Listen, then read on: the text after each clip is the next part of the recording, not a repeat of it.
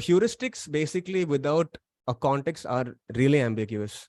Like even if you look at some of the examples that I had shown earlier, there are some heuristics that look like it's, recognition rather than recall, or consistency and standards, or is it match between system and real world? It's very hard to understand without a context.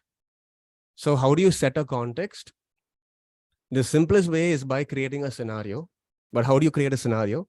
There is a very simple formula. You have a context, a goal, and an action. Put them together, you get the word scenario. So let's apply a scenario to the example I brought up in the very first.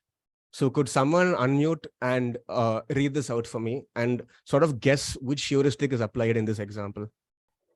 Help user diagnose, recognize, and recover from the error. That is there, but you're informed saying to do this in order to help users, right? Mm-hmm. So how are you informed? You read it. With the error message.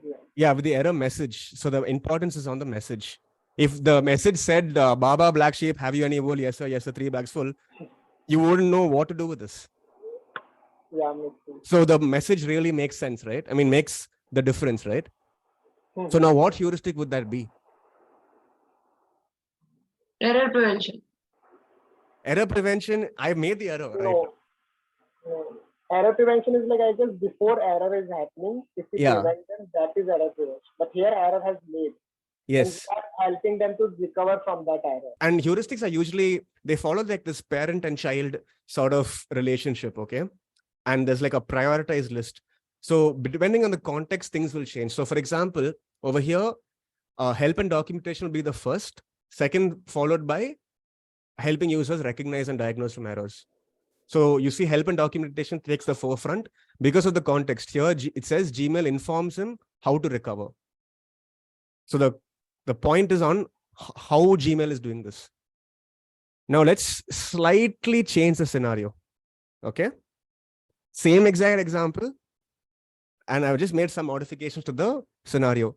Here it says that this John is on Gmail. He wants to log into the system, but he's entered a wrong password. He follows the instructions and logs in. Now, which heuristic would this be? Same example, same context. I mean, different context. Error prevention. Instructions, that means instructions are there, so he should not make any mistake. Yeah, but he's already made the error to reach here, right?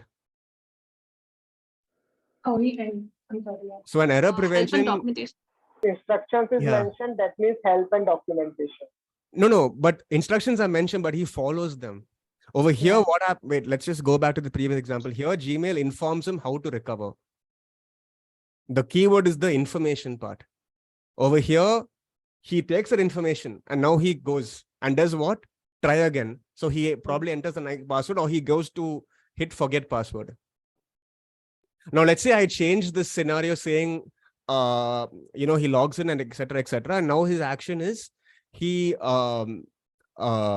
tries a couple of times and then does forget password. So now there you have flexibility and efficiency of use because the user has more than 2 ways of logging in. He can either retry his password by probably trying an old password or something like that, or just be like, screw it, I'm just going to hit forget password and start the entire process again. So you have 2 ways of doing this. So now in that context, flexibility and efficiency of use would come. So you see how heuristics are really confusing if you don't apply context. Now here, try getting this.